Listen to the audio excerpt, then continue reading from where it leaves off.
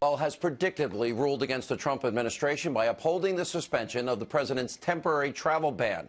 Also tonight, we have an important opening monologue about congressional Republicans and how they need to roll up their sleeves and start to go to work and fulfill President Trump's promises to you, the American people. That's coming up. But first, President Trump is reacting to tonight's ruling by tweeting out, quote, in big letters, "See you in court. The security of our nation is at stake." Now, President Trump also said this tonight. The security of our country is at stake, and it's a very, very serious situation. So we look forward, as I just said, to seeing them in court. But it's a decision that will win, in my opinion, very easily. And are you in? And by the way, we won that decision in Boston. And joining us now with reaction from the American Center for Law and Justice, Jay Sekulow, and the president of Judicial Watch, Tom Fitton, is with us. Jay, we have both been predicting for days now the Ninth Circuit, the most liberal court of appeals, the most overturned court in the country. It would act this way. We both felt that the government, the DOJ, did not argue it as effectively as you or I would have argued it. Of course, Attorney General Sessions was not in play in this, but he would be going forward. What's your reaction? So now we have an Attorney General of the United States that has a couple of decisions to make. Number one, the Ninth Circuit Court of Appeals decision, I think, is incorrect as a matter of law, clearly. In fact, they say in their opinion that the TRO may, in fact, have been overbroad. In other words, striking down the entire executive order may have been overbroad, but it's not their job to fix it, when actually that's exactly the job of the Ninth Circuit Court of Appeals, if the TRO is too broad, is to strike those portions that are overbroad. And the government did ask for that in the argument as a fallback position, so it could have been done. They did not do it. That's number one. Number two, they rest the case on two premises. Number one, that the state's ability to bring the litigation in the first place rests on the fact that students and university faculty may be impacted by this, and they go into the whole discussion about the government not putting forward evidence of harm. The reality is the Somali student at Ohio State University that committed those acts was from Somalia, one of the 7 countries of concern that were listed in the executive order. So they were wrong as a matter of fact. The next thing that's important here is they disregard the White House directive explaining the executive order, which exempted from its effect those with green cards or valid visas for entry. And they said, we have no basis upon which we can accept the executive action taken by the White House counsel in the directive. That really doesn't impact this. Now, there's 2 ways to fix that. You know what the president could do, Sean, tonight?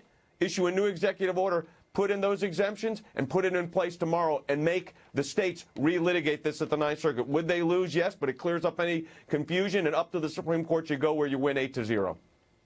You know, Tom, let's talk about the president. And he has the constitutional, statutory ability to do what he did here.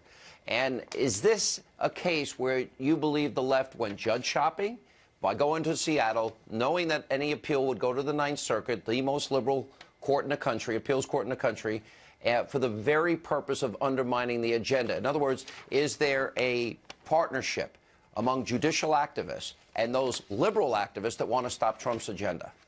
Well, to be clear, the leftist infrastructure allows them to go judge shopping all at once across the country. This is only one of many legal challenges. Obviously, they had the best chance in a sympathetic, ideologically sympathetic district out like in the Ninth Circuit. But I think the most troubling aspect to this political decision, Sean, is the attack on the president's status as commander-in-chief. He and the administration has said there is a national security interest here in allowing this executive order to go forward. And this court has second-guessed that.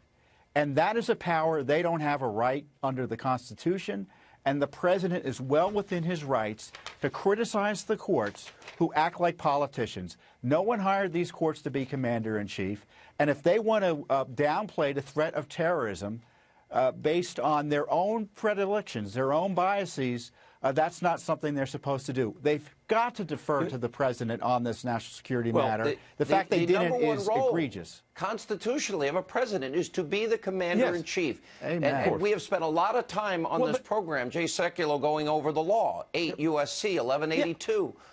By which they predicated this executive action. And it couldn't be any more clear. Which they ignore, by the way, in this opinion, really. They totally completely ignore it. Let me say something else. Well, let me the put it up on the screen. The Court of Appeals are the ones that have created the constitutional crisis.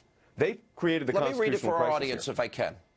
when the president finds that the entry of any aliens or any class of aliens into the United States would be detrimental to the interests of the United States, he may, by proclamation and for such period as he shall deem necessary, suspend the entry of all aliens or any class of aliens as immigrants, non-immigrants, or impose on the entry of aliens any restrictions he may deem appropriate. This is not, the law could not be clear. It's not for a judge to make this decision. They do not have the constitutional authority to do this. Yeah, the fundamental problem here is the district court judge and now the Ninth Circuit Court of Appeals, again, not shockingly, has created their own constitutional crisis. A showdown between the President of the United States as Commander-in-Chief under Article 2 of the Constitution and the statutory authority you just read, and the Ninth Circuit exercising their judgment instead of the President's. That's not the way the government is structured. And the refugee program is a disaster. It's like playing Russian roulette. We are not vetting the refugees in any serious sense. We rely on the United Nations to do the core which is vetting, a joke. And then we run off of their files to figure out whether these people should be here or not. This is a dangerous game the court is playing. I guarantee you the terrorists in those affected countries are going to flood the refugee zone to try to get in here before any courts rule in Trump's favor. Absolutely. And, you know, terrorists may be evil, but they're not stupid. And I've said fundamentally what the whole issue comes down to here, Jay, is the inconvenience of a few non-American citizens versus the willingness to gamble with the lives of the American people. And what the judges have decided here and Democrats have decided, they're willing to gamble. Yeah, well, but the Ninth Circuit has taken upon itself to decide that they are now going to override the President of the United States when the Constitution and the statute are clear. And you've read it multiple times, but there is no question about the statutory authority here. But let me add one other thing, and I think this is the fundamental aspect of this. This constitutional crisis has been established not by the administration, but rather by the district court and the Court of Appeals. But the President can moot that whole issue out tonight by issuing a new executive order, meeting this burden, and then let them fight it out again. And that may be one way to resolve this. I trust the Attorney General's recommendation and advice on this, no matter which way it goes. Yeah, and Tom, you know, let's look at the practical potential consequences here. Because what they are is, if God forbid somebody comes into this country from one of these 7 countries where we know they harbor terrorists, where terrorist training takes place, and even President Obama, the list actually came from him and his administration. If, God forbid, an American is killed, I am saying what needs to be said here. They will have blood on their hands. They will be responsible because they are not putting as their top priority the safety and security of the American people. Do you agree with that? I agree, and you don't have to believe President Trump on this. Believe the appointees of President Obama, who over the last 2 years have repeatedly warned that the refugee program is susceptible to terrorist manipulation. They've warned it specifically about the Syrian program. They've worried people have already slipped in under the refugee program. So this is serious. And by the way, your listeners and viewers may not know this. Once you're a refugee here in the United States, you're required to seek permanent residency. This is a pathway to citizenship. This isn't a temporary refuge. If you're here, you're here forever, practically speaking. And this is something that we have no way of protecting the American people from in terms of the terrorist threat, because the courts right now have allowed or stopping the president from ascertaining whether someone is a terrorist threat from places like Syria, Yemen, and the worst of the worst. All right, guys, because these courts are in denial of what's really going on in the world right now. The Ninth Circuit's in denial, so is the district court judge. They live in a world they wish it was, not the world that it actually is. The nation's I would actually say it a different way. I think it's a pre-9/11 mindset. That's how dangerous this is. It is. Guys, stay right there. We'll have more with Jay Sekulow after the break. Also, Michelle Malcolm will join us, weigh in on tonight's appeals court ruling, plus our opening monologue, a little delayed, that you do not want to miss tonight on how Republicans in Congress need to take President Trump's lead and start working much harder for you, the American people. And also, later tonight, a video Senator Elizabeth Warren does not want you to see. It sheds her false claims about the now Attorney General Jeff Sessions, and a protest breaks out in Phoenix over the deportation of a convicted criminal illegal alien. That and more on this busy news night tonight on Hannity. This is a Fox News alert. The Ninth Circuit Court of Appeals has made its ruling by upholding the suspension of President Trump's temporary travel ban. Also tonight, my opening monologue on how congressional Republicans, they need to get moving and on board with President Trump's agenda and start working a lot harder for you, the American people. That's coming up. But first, back with us, Jay Sekulow with the American Center for Law and Justice. Also joining us now, syndicated columnist Michelle Malkin. Michelle, first, your initial reaction to this very predictable decision by this radical left-wing court, the most overturned out on the left coast. I'm appalled, but I'm not surprised. And the phrase that Justice Scalia talked about, social transformation without representation, is ringing in my mind and ears, and it should across America. The idea that two liberal states, Minnesota and Washington, could step in on behalf of poor, moany universities that are inconvenienced because their foreign students can't get into the country somehow trumps President Trump's fundamental duty to protect America. It just shows you that judicial tyranny has run amok, and these men and women in black robes, as Mark Levin, our friend, has warned about for so long, need to be reined in. The American people no longer have a voice in immigration. The idea that there's a constitutional right for millions of people, whether they're refugees or short-term visa holders or legal permanent residents, to get into this country, it is destroying the foundations of our country. Jay, and our control. Let and our me go back to you and the president's tweet tonight, which in big bold letters will see you in court. Now, there is an option. I want to talk about going forward. They can go fact-finding, go back to the district level court, or they can, would it be more advantageous for them to go to the U.S. Supreme Court, something we've been talking about? It would first end up in the hands of Anthony Kennedy, and then he would have a number of options. If he does bring it before the entire Supreme Court, then, without Neil Gorsuch, it could be a possible 4-4 split and a risk for the administration. What would you advise? Yeah. Well, my advice would be twofold. Number one, if you read the opinion, and I have thoroughly, 1182F that you keep citing, the statute that gives the president authority is not even discussed. They don't even mention it. In this ninth, not even discussed. Like it doesn't exist. Crazy, So number one, there is a fundamental flaw in the opinion. But to answer the question on what do you do next, if I was advising the president, I would look at two options here. One is reissue the executive order to exempt out green card holders and visas because they're not taking, the Ninth Circuit rests its holding on the fact that the White House counsel's directive is not binding. So fix that if you think you need to. And then they have to moots the case out. They've got to relitigate it. You would still lose before this Ninth Circuit Court of Appeals, but everybody loses that's on the right side in front of the Ninth Circuit Court of Appeals, and you end up at the Supreme Court. At that point, I think you win 8-0.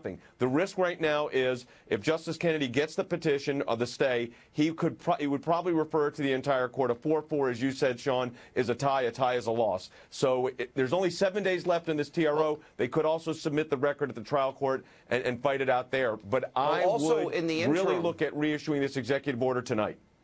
Also, in the interim, you could have the possible confirmation of Neil Gorsuch on the court, which may make it less of a risk. Explain why those provisions that you're citing or the slight changes you're discussing you think goes from 4-4 to 8-0. Why? Because the one area that was not clearly set forth, although it was clear what the intent was, the courts have said, and the president later explained through the White House counsel, was the provision, and they said it does not apply, and this came in a directive, not in the order, that the executive order would not apply to green card holders, those with residency, allowed residency visas. So that is not in the executive order. That was in a directive. Put it in the directive. Put the directive into a new executive order. Make it crystal clear it doesn't apply to that small class of individuals, and then the Supreme Court has no choice. It's 1182F. The statute's clear. The Constitution's clear. What the Ninth Circuit, as liberal as they are, and as wrong as this opinion is, they hold the whole case, basically, on the fact that they're not taking the White House counsel's directive as valid. That's really what they say at the end of this. They acknowledge, by the way, Sean, that the order, the TRO may well be too broad. They're just not going to fix it. So you could get it reversed, but I think maybe clean it up, moot the case out tonight, and you're back in business tomorrow morning. All right, let me go back to Michelle. Let's look at this from a political vantage point. I have been showing this. The Washington Free Beacon put it out. And what they did is they went down to Florida, where David Brock and top Democratic donors were meeting at a ritzy resort, and they call it Democracy Matters, Strategic Plan for Action. And basically, this was designed, their words, to kick Donald Trump's ass in the next 4 years and look at possible ways of defeating Trump through impeachment. But then also a big part of their strategy is filing lawsuits against the Trump administration. I think Jay and I both agree, and I'm sure you probably agree, this is a classic case of judge shopping, which is why it started in Seattle, knowing it would go to the Ninth Circuit. How, looking at the bigger picture, should the administration be anticipating a lot more of these types of lawsuits being filed, and how should they best handle it? Well, of course, this is how the left operates, and they've been infesting law schools and academia and brewing these activist judges and lawyers in hatcheries for decades now. And so the idea of turning around that Titanic, I mean, that is going to be a decades, if not half-century or century-long process. And I think this is a wake-up call and a call to arms for all young patriots out there who are trying to figure out what to do in their lives. We need constitution-based law students out there to try and claim back that balance. It's been a demographic overwhelming happening there. But look, it's not just the district level courts and lower courts, it's the immigration courts themselves. I mean, in the immigration lawyers community, in the David Brock and George Soros world, there's a phrase, it goes like this: it ain't over till the alien wins. These people never stop. If they don't cite the law, then it's so mind-boggling to me, but very predictable. Guys, thank you both. I've got to go. Thanks, Sean. When we come back, a very important delayed opening monologue to the show tonight on how Republicans in Congress need to get their act together and start working harder for you, the American people, and also tonight. Attorney General Jeff Sessions, welcome to the White House. All right, Jeff Sessions finally sworn in as the Attorney General, despite Democrats using dirty politics to try and derail his confirmation. We're going to play you the tapes that disprove what fake Pocahontas, Senator Elizabeth Warren, said in her nasty attacks. Also, we'll check in with Larry Elder, Eric Guster. They're here to weigh in. And also tonight, last night, protests broke out in Phoenix, Arizona, after an illegal immigrant who's a convicted felon was detained by ICE for deportation. That and more on this very busy news night, straight ahead on Hannity. And welcome back to Hannity. So President Trump, he's moving very fast to fix the country and keep his promises to you, the American people, while congressional Republicans seem to be sitting on their hands and doing nothing. You know what? Enough is enough. It's time for the GOP to get moving and keep up with the speed of Trump. And by the way, that's tonight's, well, delayed opening monologue. Now, President Trump, he said he'd shake up Washington and actually get things done for once in Washington. Why? By launching a shock and awe campaign against the status quo and against the establishment. Now, President Trump, he's only been in office for a little over 3 weeks, and here's a list of what he's accomplished so far. He ordered federal agencies to ease the burden of Obamacare. He's taken action to freeze new and pending regulations. He kept a promise. He withdrew the U.S. from TPP. He's instituted a federal government hiring freeze. He's banning U.S. non-government organizations from receiving federal funds to provide abortions abroad. He has signed 5 executive actions, which advance the Keystone and Dakota Access pipelines. He's issued executive actions on the construction of a border wall, stripping money from sanctuary cities, all promises. He's taken executive action on extreme vetting, as you know. He's used executive action to rebuild the military. He's ordered a draft plan in 30 days to defeat ISIS. He's imposed a 5-year lobbying ban for administration officials. And a big promise, he nominated Judge Neil Gorsuch to the U.S. Supreme Court. And he's also set up task forces to fight drug cartels, reduce violent crime, and prevent attacks against police officers. In other words, President Trump gets it. He wants to move quickly. He wants to get things done. The question tonight is, where are the Republicans in Congress to help him? I don't know about you, but I have lived my entire life with a sense of urgency. And by the way, so does every single person that works on this TV show and on my radio show.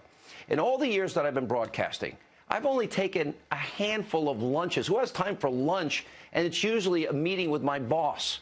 99% of the time, I eat lunch at my desk. And by the way, so does everybody that works on this show, because nobody has time.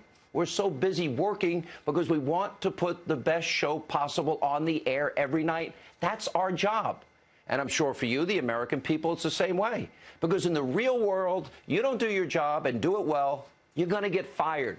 So how is it possible that President Trump, he's accomplished so much in such a short amount of time, and his so-called Republican allies in Congress have done nothing?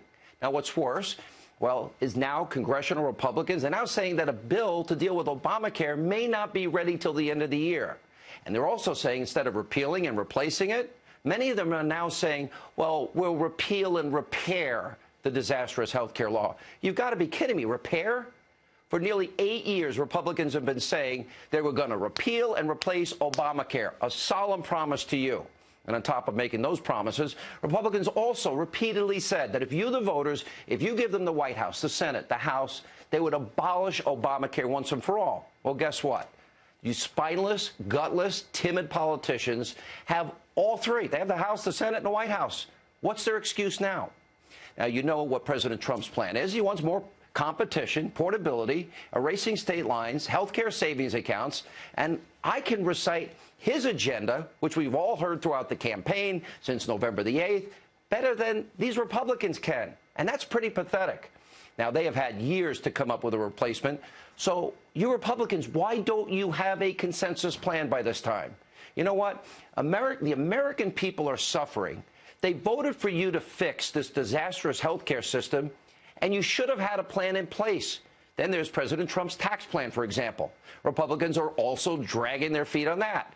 They're saying, well, they can't start on a bill until maybe the spring. Really? What the hell is taking you so long? President Trump is ready to act on his promise. And here, for example, is what he said earlier today.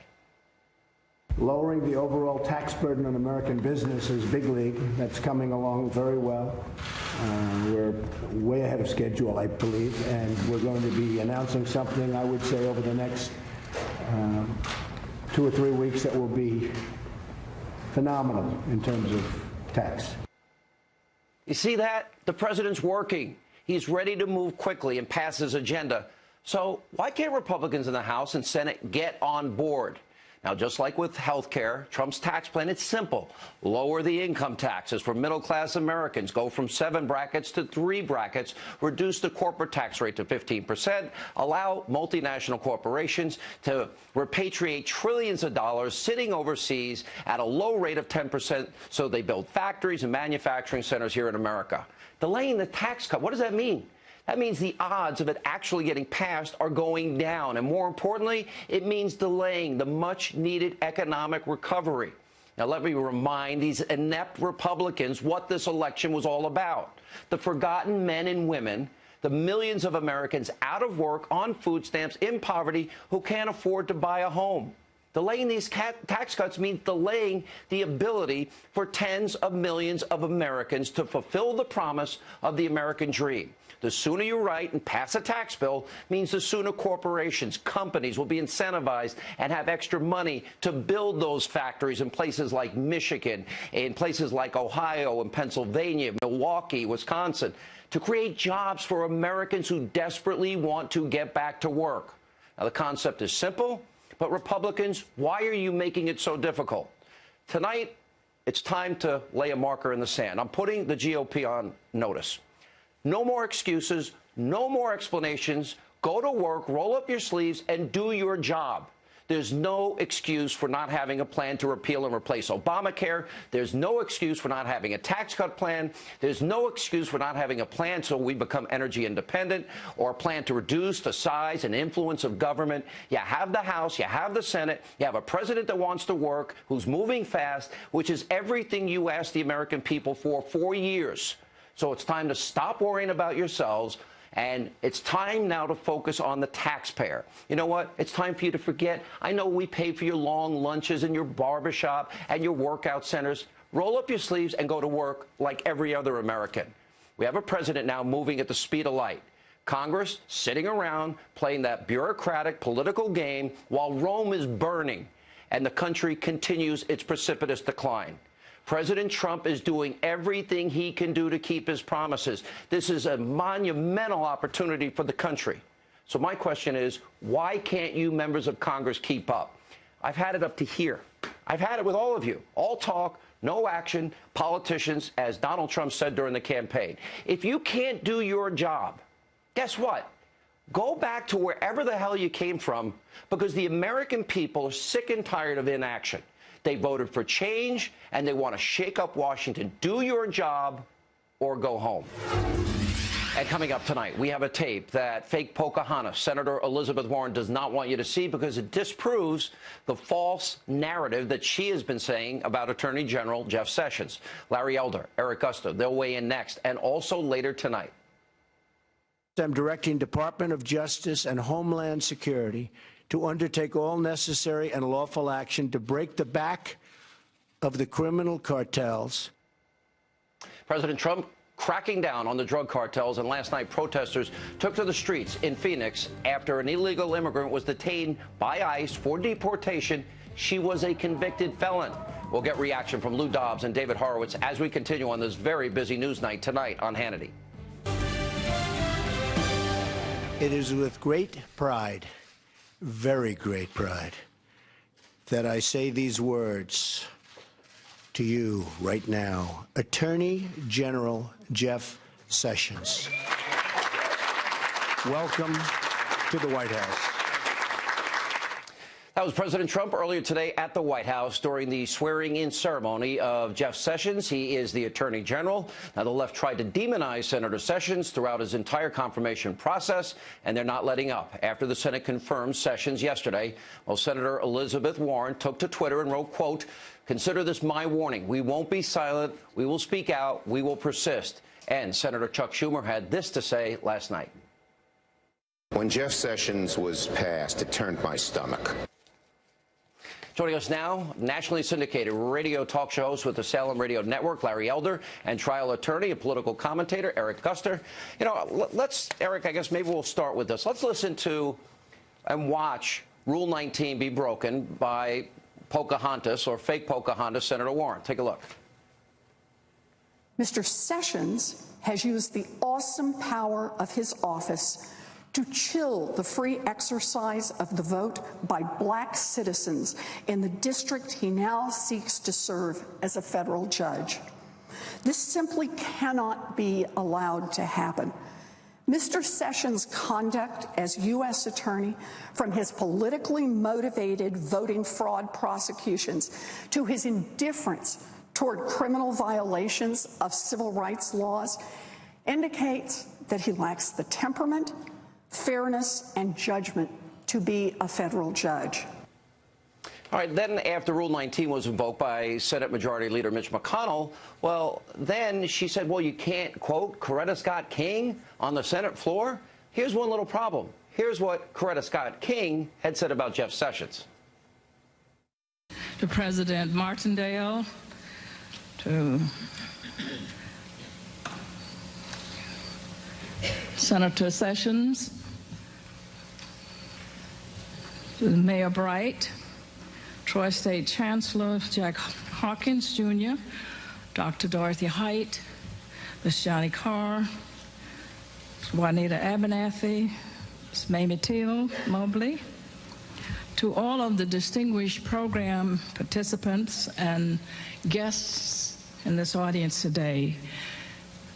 It's a great honor and privilege for me to join you in celebrating the grand opening of the Rosa Parks Library and Museum.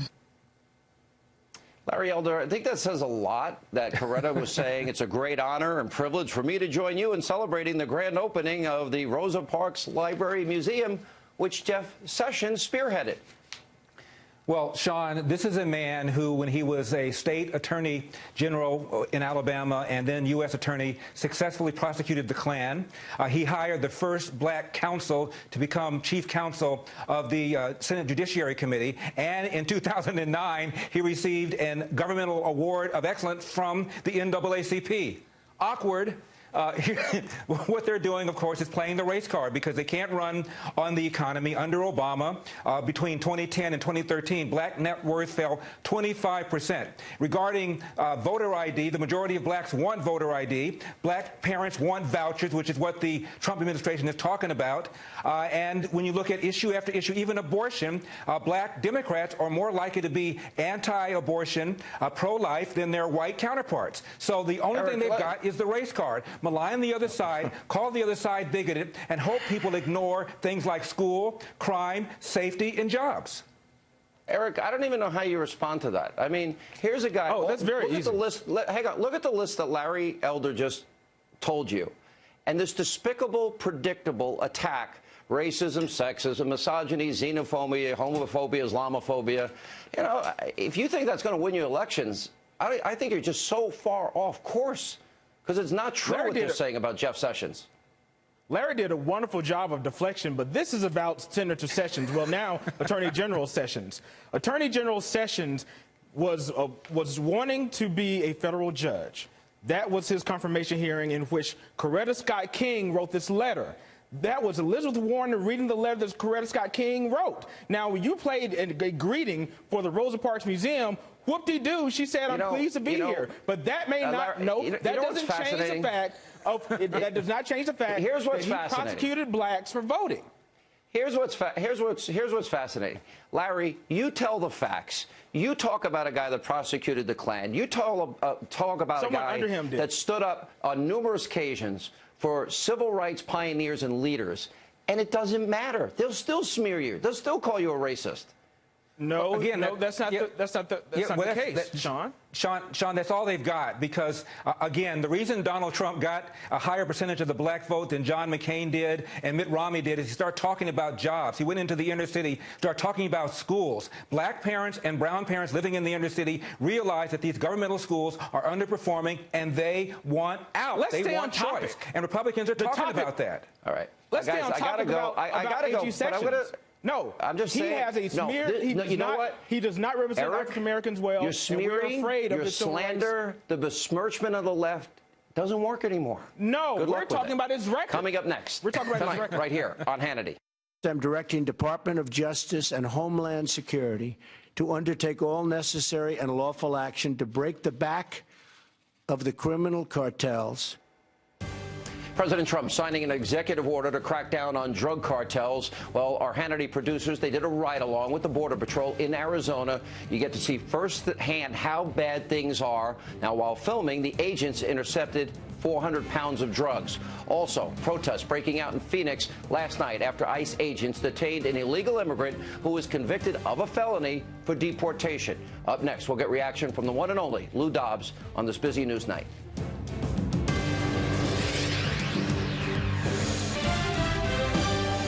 I'm directing Department of Justice and Homeland Security to undertake all necessary and lawful action to break the back of the criminal cartels that have spread across our nation and are destroying the blood of our youth and other people, many other people.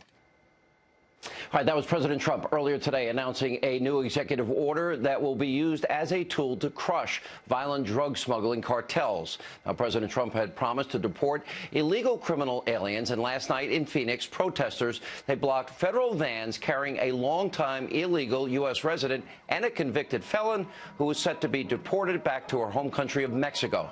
Joining us now with reaction, Fox Business anchor, our good friend Lou Dobbs, and the author of The Big Agenda, President Trump's Plan to Save America, which is a great book. A great friend of mine, David Horowitz. Guys, good to see you both. Good to see you. Thank you, Sean.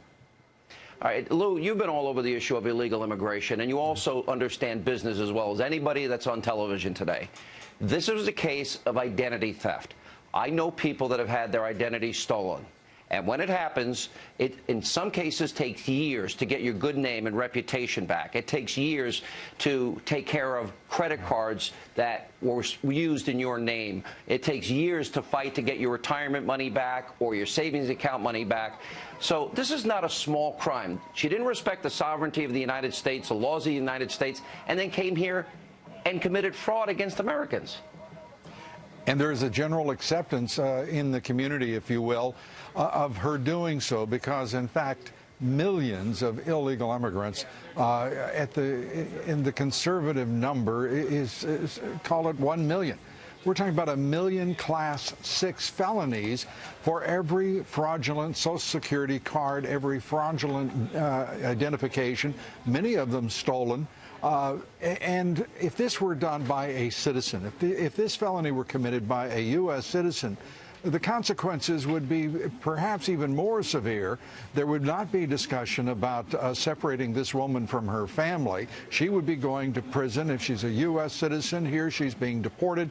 It's really quite a remarkable sense of entitlement that has grown up around the issue of illegal immigration, which is, of course, breaking the law to enter the country, further breaking the law and committing a felony to defraud the government and create fraudulent identification of any kind. You know, David, we've been friends a lot of years. I don't know if a lot of people know your background and in your experience and being a hardcore leftist. And it really dovetails into your book. Everything Trump is doing is being met with this type of reaction, this anger, this fight, this vitriol. So my question to you is, how do you deal with all this when all you're really doing is enforcing the law? And what is Trump to do? Just what he's doing. The great thing about Donald Trump, which I describe in my book, and which you can just see, is that he's not intimidated by the attacks of the left. We're in the midst of one of the big witch hunts in American history. Jeff Sessions, one of the most decent human beings in the Senate, a champion of civil rights, is defamed and slandered as a racist by Elizabeth Warren, who's making a career out of character assassination. We have in this country a large hate America left. And it dovetails with the Democratic Party as a party of hate. Trump looked in the cameras during the second debate and said, you have to understand, Hillary has tremendous hatred in her heart. That was one of the wisest things he said. He was referring to the basket of deplorables. But the whole Democratic Party looks on people who disagree with it as racist, sexist, homophobes, Islamophobes. That's why we can't have a civil discussion in America anymore. Let me ask both of you this question, though, and I dealt with this in my monologue earlier. He does have a big agenda, David, and he isn't keeping his promises, and he's moving at the speed, I'll call it the speed of Trump. And Congress is just digging in their heels, and the bureaucracy and the wheels of the bureaucracy don't even move. What is your message to Republicans that can't seem to keep up with what the president's doing? I'm worried about them. They've got to. Look, how refreshing is it, how amazing to have a politician come into office and then work around the clock. A guy gets up at 5:30 in the morning, works till midnight through the weekends, delivering on his promises. It's not as though he said one thing on the campaign trail the way Obama did and then does a completely different thing when he's in the White House. Lou, let me get your take on that. I think this is, you know, Lou, one of the things, you and I have complained about politicians for years, and I can't believe after 8 years of Obamacare, they don't have a consensus plan to put before the American people, and they say, well, maybe sometime late this year.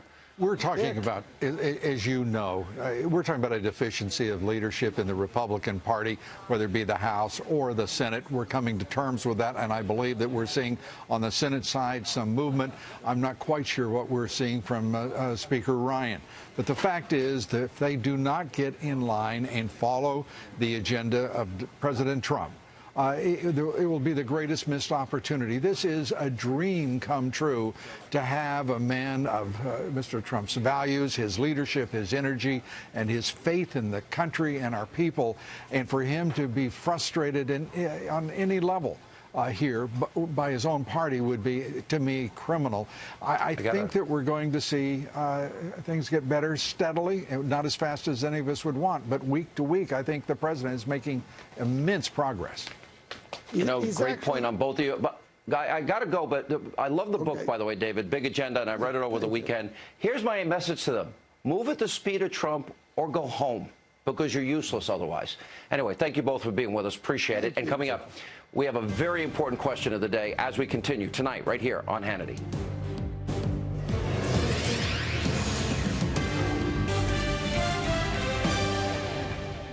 All right, time for tonight's question of the day. So, do you think the president's temporary travel ban is necessary to help keep you, the American people, safe, not gamble with your life and inconvenience maybe a few people? We'd love to hear from you. Go to Facebook.com/Sean Hannity, @Sean Hannity on Twitter. Let us know what you think. That's all the time we have left this evening.